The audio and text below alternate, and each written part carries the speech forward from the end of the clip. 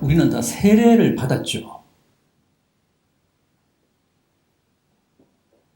4세 미만 때 유아 세례를 받았거나 아니면 16세 이상이 되어 다 물 세례를 받았거나 하여간 둘 중에 하나로 이미 세례를 다 받았습니다. 그런데 성경에는 물 세례뿐 아니라 성령 세례라는 것도 나옵니다.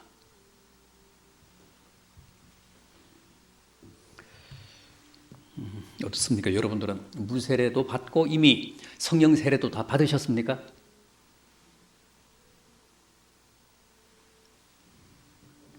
아니면 성령 세례는 아무나 받는 게 아니기 때문에 일정한 요건이 충족돼야 받는다고 믿어서 지금도 계속 성령 세례 받게 해달라고 기도하고 계십니까?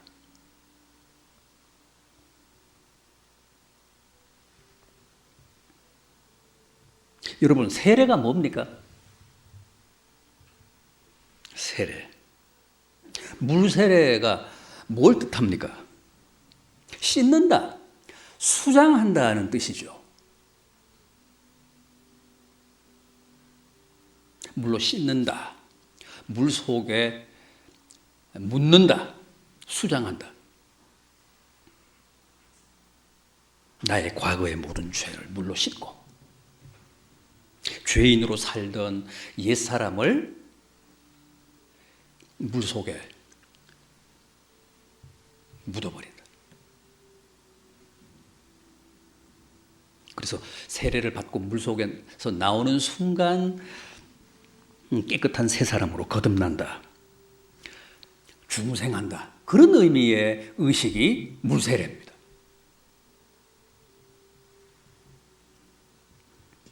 그래서 오순절 개통이나 침례교 같은 데서는 지금도 완전히 물에 들어갔다가 나옵니다.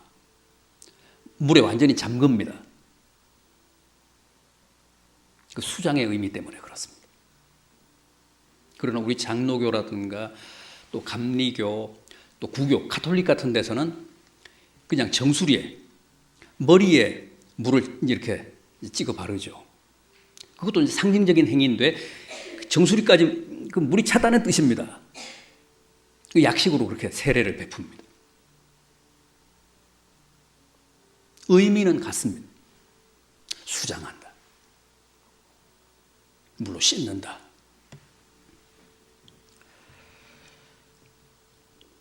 그런데 요즘은 세례가 교회의 하나의 의식이고 예식이 됐죠. 그래서 1년에 한두 번 그 세례를 베풉니다만은 초대교회 때는 그렇지 않았습니다. 초대교회 때는 언제 어디서나 회개하고 신앙 고백만 하면 즉각 물세례를 베풀었습니다. 길을 가다가도 신앙 고백을 하면, 복음을 듣고 신앙 고백을 하면, 내가 죄인입니다 하고 진술을 하면 물 있는 데 가서 물세례를 베풀었습니다. 그래서 초대 그 기독교 시절에는 회개와 신앙 고백이 곧 물세례를 의미했습니다. 물세례는 곧 회개와 신앙 고백을 뜻했습니다. 기독교 입문을 뜻했습니다.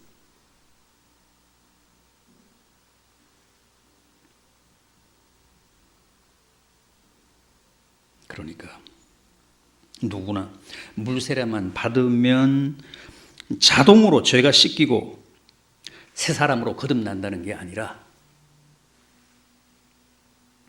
회개하고 주님을 영접한 사람에게, 기독교로 개종한 사람에게 교회가 그 사실을 공인해 주는 의식이 바로 물세례였습니다. 멀쩡한 사람한테 세례만 베푼다고 그 사람이 다 죄사함을 받고 새 사람이 되는 게 아닙니다. 복음을 듣고 전도를 받고 자기가 죄인이라는 사실을 깨닫고 회개한 사람에게 예수 그리스도가 나의 주님이라는 사실을 믿고 영접한 사람에게 그 사실을 공인해 주는 의식이었다는 거예요. 물에만 집어넣으면 다 뭐 제가 시키는 게 아니고.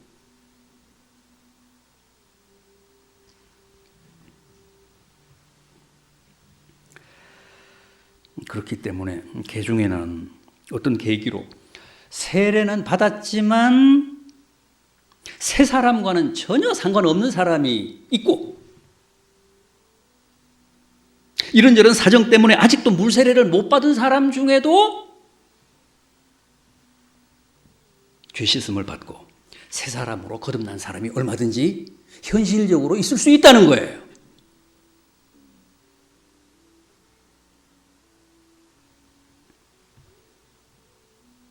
결혼식을 올리지 않았다고 해서 부부가 아닌 게 아니잖아요. 또 결혼식 없이도 행복하게 사는 사람이 얼마든지 있잖아요. 그러나 그게 비록 의식이기는 하지만 공개적으로 결혼식을 올리고 가정을 꾸리면 그만큼 더 당당하고 대외적으로 더 떳떳한 것도 사실이잖아요.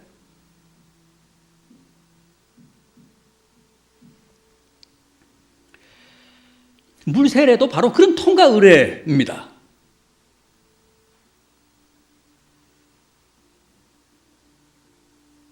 그렇다면 성령 세례는 뭡니까? 물세례는 그런 거고, 성령 세례.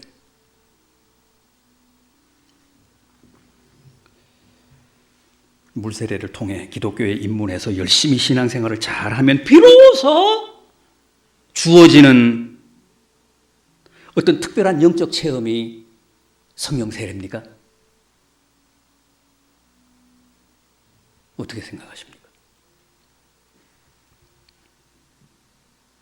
성령 세례라는 말은 성경에 딱 2번 나옵니다. 사도행전에 2번 나옵니다. 한 번은 1장 5절에서 주님이 제자들에게 하신 말씀인데 이렇습니다. 요한은 물로 세례를 베풀었거니와 너희는 성령으로 세례를 받으리라. 성령 세례라는 말은 주님이 처음 사용하셨어요. 성령으로 세례를 받으리라. 이게 성령 세례에 대한 성경의 최초 언급입니다. 다음은 오늘 본문 16절입니다. 베드로가 고넬료 가정의 성령 체험을 그 현장에서 목격하고 나서 예루살렘 교회에 와서 그 사실을 보고하잖아요. 지금 보고하는 대목인데, 고넬료 가정의 성령 체험을 자기가 볼 때 전에 주님이 하신 성령 세례라는 말씀이 생각나더라.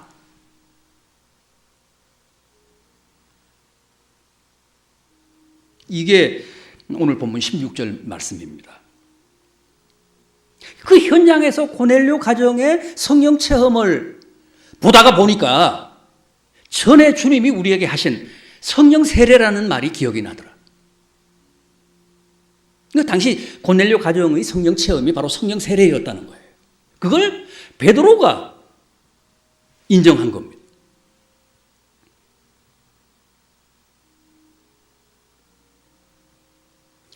따라서 이 고넬료 가정의 성령 체험을 잘 살펴보면 성령 세례가 과연 무엇인가를 우리가 올바르게 이해할 수 있다는 거예요.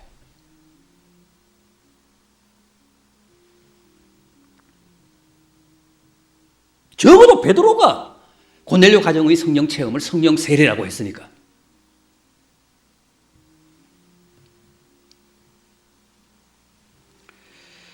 여러분, 우선 고넬료는 어떤 사람이었습니까? 로마 군대 백부장이었죠. 유대인이 아니었습니다. 이방인이었습니다. 그리고 당시 그는 아직 유대교도였을지는 몰라도 그리스도인은 아니었습니다. 복음을 접한 사람은 아니었습니다. 그런데 어느 날 천사가 계시를 보여주잖아요.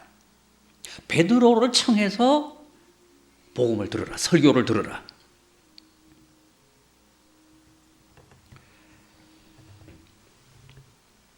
이 11장 14절 말씀을 한번 보십시오.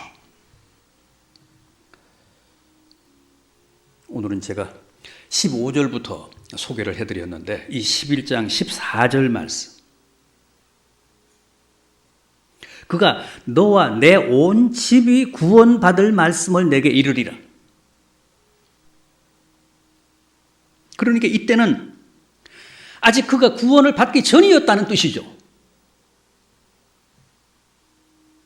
그래서 베드로를 청해다가 너와 내 온 집이 구원받을 말씀, 즉 복음을 들으라는 거예요.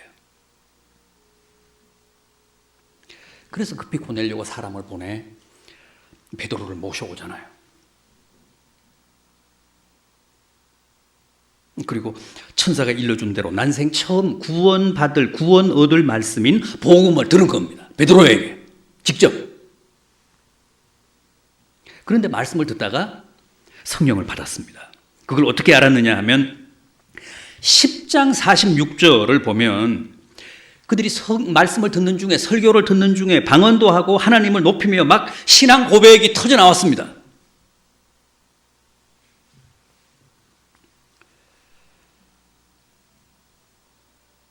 자, 그럼 여기서 우리가 고넬료 가정이 성령 세례를 받은 시점을 한번 확정해 보겠습니다. 본문 15절을 보십시오. 내가 말을 시작할 때에 성령이 그들에게 임하시기를 처음 우리에게 하신 것과 같이 하는지라. 베드로가 하나님의 계시도 받고 또 고넬료의 초청도 받아 그 고넬료의 집에 가서 처음 복음을 전할 때 그들이 성령을 받았다고 합니다. 그들에게 성령이 임하셨다고 하면서 처음 우리에게 하신 것과 같이 하셨다. 처음 우리에게 성령이 역사하신 것처럼 당시 그들에게도 역사하셨다. 여기 우리는 누굽니까? 베드로를 위시한 사도들, 제자들을 말합니다. 사도들이 처음 주님을 믿을 때 허락하셨던 것처럼 고넬료 가정에도 그렇게 성령이 임했는데 그게 바로 주님이 말씀하시고 우리가 처음 믿을 때 주셨던 것과 같은 성령 세례였다는 거예요. 17절도 보십시오. 17절, 본문 17절. 그런즉 하나님이 우리가 주 예수 그리스도를 믿을 때에 주신 것과 같은 선물을 그들에게도 주셨으니 내가 누구이기에 하나님을 능히 막겠느냐. 하나님이 우리가 주 예수를 믿을 때 주신 것과 같은 선물, 그게 뭐라고요? 그게 뭐라고요? 성령 세례. 사도들이 처음 예수 그리스도를 믿을 때 주신 것과 같은 선물, 그 성령 세례를 그들에게도 주시더라는 거예요.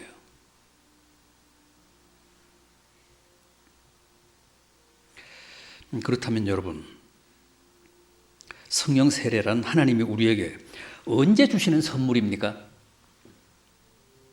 우리는 흔히 물 세례는 누구나 처음 주님을 믿을 때 받는 것이고 성령 세례는 뭔가 그걸 받을 만한 요건이 충족돼야 비로소 주어진다고 생각하는데 성경은 결코 그렇게 말씀하고 있지 않습니다. 사도들도 고넬료 가족도 다 처음 복음을 믿을 때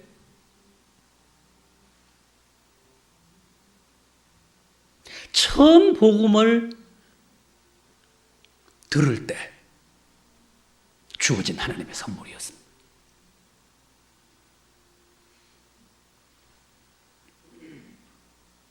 처음 복음을 믿고 물세례를 받고 많이 기도하고 헌신도 많이 해야 주어지는 하나님의 선물이 아니라 사도도 고넬료 가족도 처음 복음을 접하고 예수를 믿을 때 주어지는 하나님의 선물, 그게 성령 세례라는 거예요.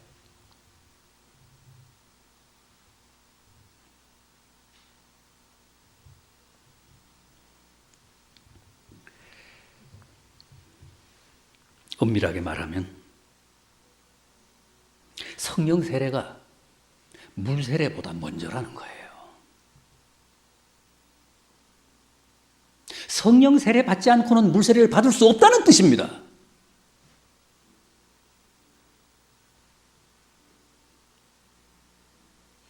그렇지 않습니까? 물 세례는 내가 내 죄를 시인하고 회개하고 예수 그리스도를 나의 주님이라고 고백할 때 주어지는 의식인데, 성령의 역사, 성령의 세례를 아직 안 받은 사람이 과연 자기 죄를 회개할 수 있느냐? 자기가 죄인이라는 사실을 자각할 수 있는가? 낯선 예수 그리스도라는 사내를 나의 주님이라고 고백할 수 있는가? 하나님을 나의 아버지라고 무릎을 꿇을 수 있는가? 없다는 거죠.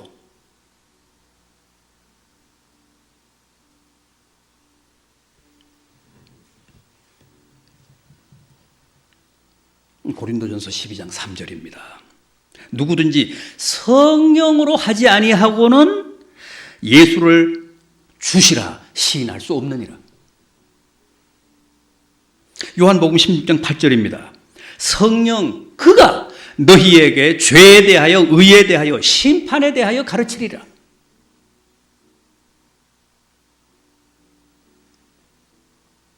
성령 세례 받기 전에는 죄라는 개념조차도 이해 못해요. 절대 자기가 죄인이라는 사실을 용납하지 못해요.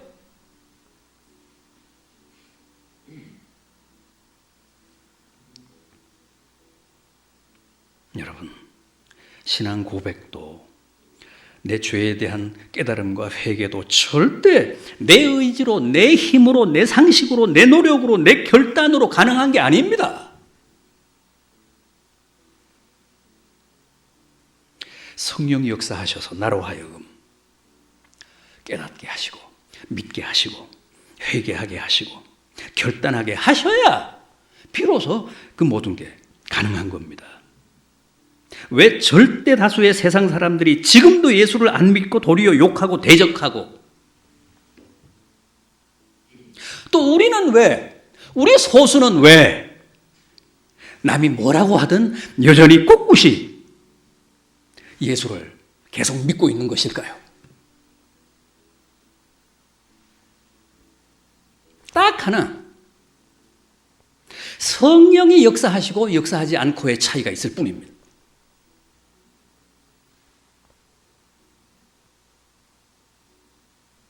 우리는 계속해서 성령이 역사하셔서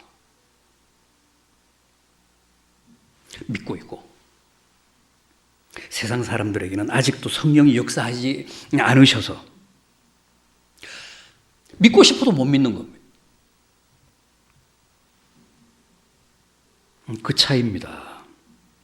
우리는 성령의 세례를 받은 사람들이고 세상 사람들은 성령의 세례를 못 받았기 때문에 기독교 입문을 뜻하는 물 세례를 아직도 못 받고 있는 겁니다.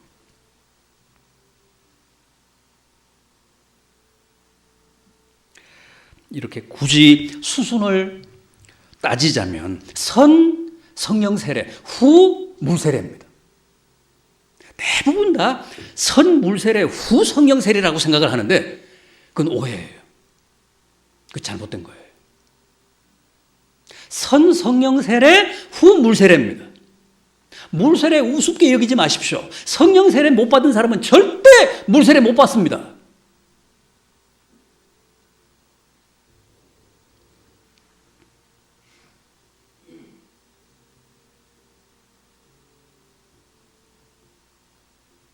그게 거짓이 아닌 한 내가 이미 성령 세례를 받았기 때문에 죄인이라는 자각과 함께 회개하게 된 것이고 내 입으로 주체적으로 신앙 고백을 함으로써 물세례를 받게 된 겁니다. 물세례가 얼마나 값진 것인가를 우리가 새삼 깨달아야 돼요. 우리는 물세례 알기를 우습게 알잖아요. 단순한 의식으로 폄하하잖아요.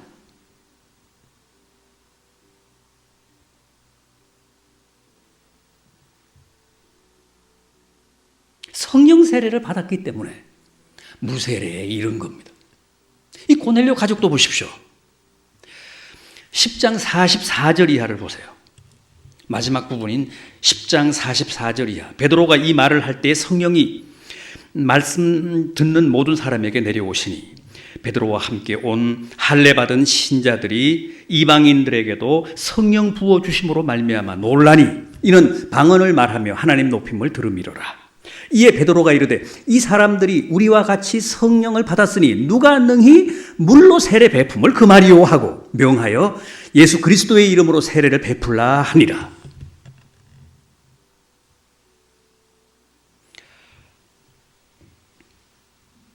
성령 부어주심, 성령 세례를 먼저 받고 하나님을 높이고 찬양하며 신앙 고백을 하자. 비로소 이 사람들도 다 우리와 같이 성령을 받았으니 누가 능히 물로 세례 줌을 금하리요, 세례를 베풀어라.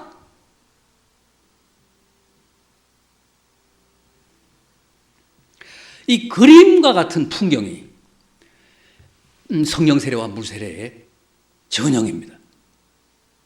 먼저 성령 세례를 받고 복음을 듣고 성령 세례를 받고 그 다음에 물 세례를 받잖아요. 이게 바로 수순이에요.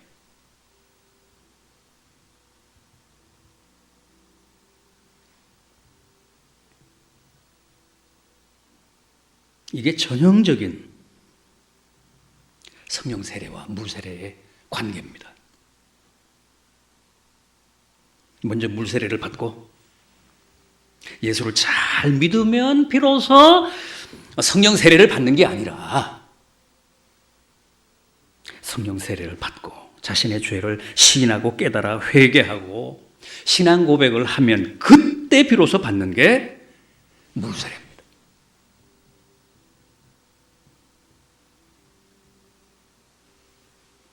성령 세례가 물 세례를 가능하게 합니다.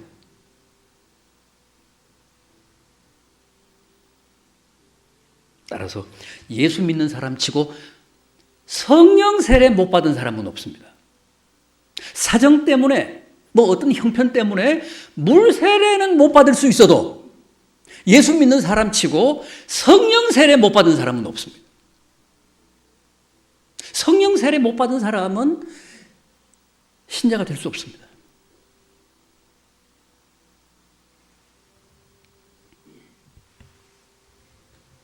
누구든 자연인으로 불신자로 이교도로 살다 어느 날 믿는 자가 됐다. 기독교로 개종을 했다는 것은 곧 그 사람이 성령의 역사, 성령 세례를 받았다는 뜻입니다.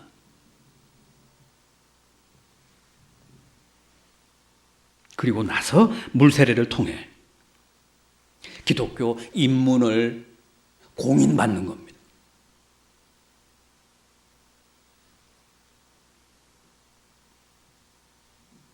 중요한 것은 성령 세례, 성령 강림의 순간부터 성령이 내 안에 내주하신다는 거예요.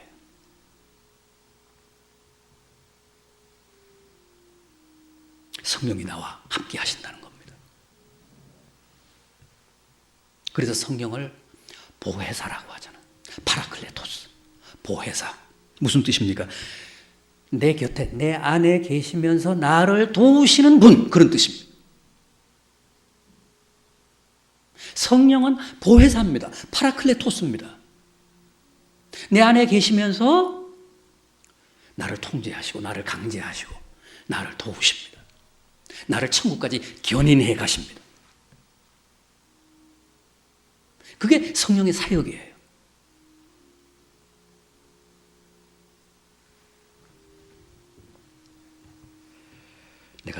사람으로 또 신자로 살아가도록 이끄시고 깨닫게 하시고 결단하게 하시고 필요하면 은혜 받게 하십니다. 주의를 성소하게 하시고 말씀을 가까이 하게 하시고 기도하게 하시고 죄를 멀리하고 선을 가까이 하며 살게 하십니다. 우리가 항상 깨어 있어야 하고 영성을 투명하게 관리해야 할 이유가 바로 거기에 있습니다. 내 안에 계신 성령과의 부단한 교감을 위해서. 내 영성이 탁하면, 내 영성이 둔감해지면 성령이 아무리 역사를 해도, 아무리 계시를 해도, 아무리 나를 깨닫게 하셔도, 나를 충동질하셔도 내가 그걸 모르잖아요. 내 의지로 그걸 접수를 못하잖아요.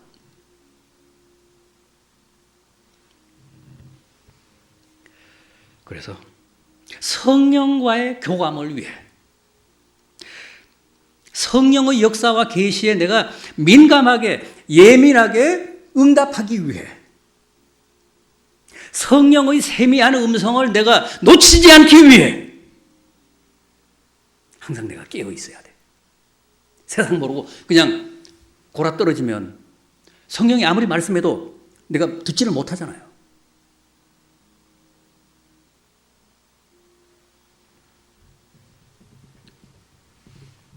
그래서 믿는 자가 성령을 달라거나 성령 세례를 위해서 기도하는 것은 넌센스입니다. 그건 뭔가 잘못된 거예요. 그건 틀렸어요. 성령을 주십시오. 성령 세례를 받게 해 주십시오. 그건 아니에요. 성령 충만을 위해 기도하는 것은 옳습니다. 해야 됩니다. 성령 충만. 성령의 세례와 성령 충만은 달라요. 성령 강림과 성령 충만은 다릅니다. 여러분, 내가 예수 믿은 지 1년이 됐다면 나는 이미 1년 전에 성령 세례를 받았고 그때부터 지난 1년간 이미 성령이 나와 함께하고 계십니다. 내가 예수 믿은 지 10년이 됐다면 나는 이미 10년 전에 성령 세례 받은 사람입니다. 정확히.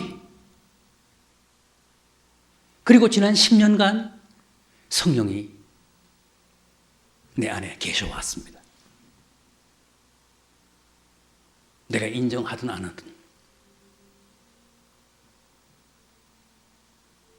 내가 성령을 내 안에 모시고 지난 10년간을 살아온 겁니다. 따라서 그런 사람은 성령 강림이나 성령 세례를 위해서가 아니라 성령 충만을 위해 기도해야 합니다. 에베소서 5장 18절입니다. 술 취하지 말라 이는 방탕한 것이니 성령의 충만을 받으라.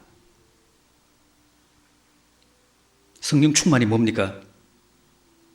성령은 양적인 분이 아니시고 인격적인 한 분 하나님이십니다. 한 분이신 삼위일체 하나님이십니다. 처음에는 맛배기로 조금 임하셨다가 나중에 내가 열심히 믿고 열심히 기도하면 더 많이 내 안에 가득 차도록 임하시는 그런 물량적인 분이 아니십니다.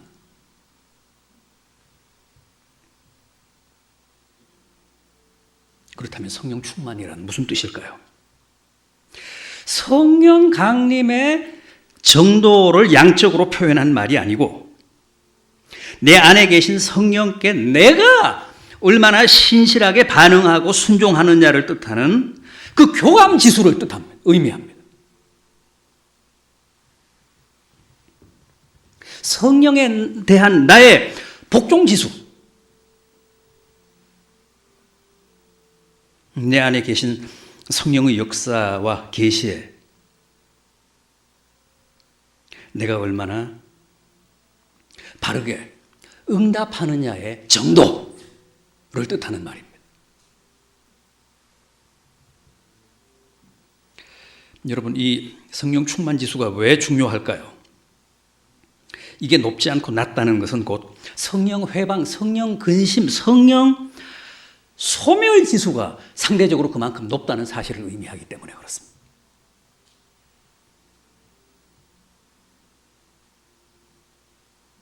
성령 충만 지수가 높아야지 성령 소멸 지수가 높으면 안 되잖아요.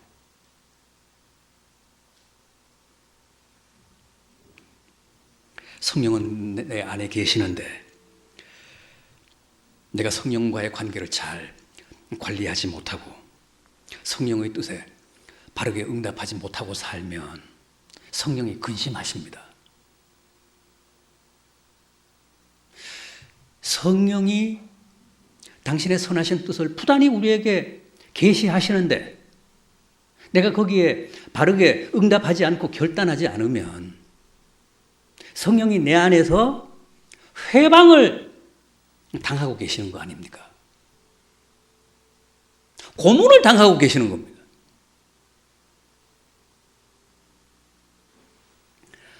그러면 성령이 근심하십니다. 성령이 회의에 빠지십니다. 내가 과연 여기 계속 있어야 될까? 있어야 될 필요가 있을까?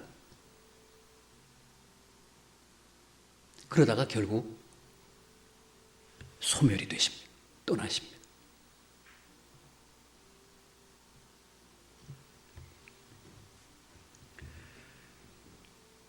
내가 성령께 무심하거나 아무런 성령과의 교감도 없이 성령의 뜻을 계속 거스리고 회방하고 성령의 역사를 묵살하면 그것은 곧 성령을 학대하는 것이고 성령을 고문하고 모독하는 것이기 때문에 성령이 극도로 불편해하시며 고민하시다가 근심하시다가 떠나십니다.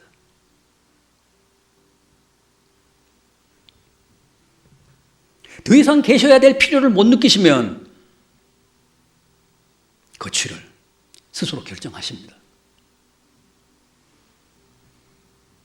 그게 성령 소멸인데 그렇게 되면 정말 불행한 신자가 됩니다. 마가복음 3장 28절 이하입니다. 사람의 모든 죄와 해방은 사하심을 얻되 누구든지 성령을 회방하고 소멸하는 자는 사하심을 영원히 얻지 못하고 영원한 죄에 처하느니라. 주님 말씀입니다.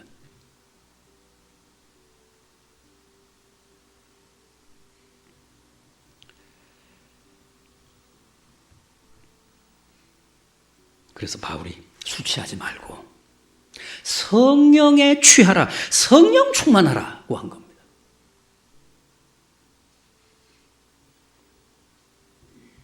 부디 성령 충만 지수를 지금보다 더욱 높이셔서 끌어올리셔서 여러분의 삶이 늘 풍성하고 아름답고 강건하기를 진심으로 기원합니다.